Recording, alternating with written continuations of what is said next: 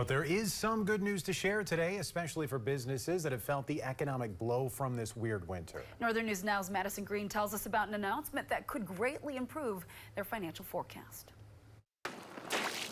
A federal disaster. That's the kind of loan many small businesses across northern Wisconsin may now apply for. I can't imagine that there's businesses that will survive without some kind of support.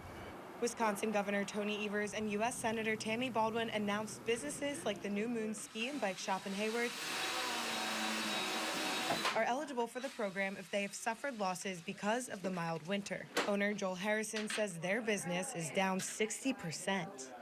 We have, at least as cross-country skiers, we can get by with a small deck of man-made snow. You can tell our shop's really quiet when it's shut down, and it's really busy when that track is open. So that's what we've been living on this year.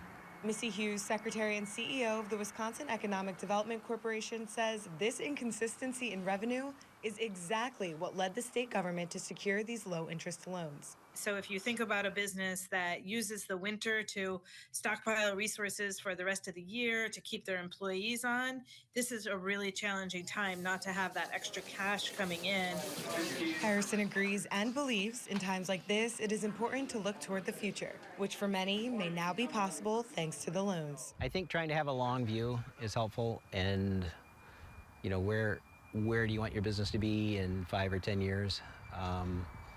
And then at the same time trying to enjoy every day. In Hayward, Madison Green, Northern News Now. Madison, thank you. Now, different counties have different deadlines to apply for the loans. Now, the amount of the loans will also vary. We have more information on how to do that and how to apply right now on our website.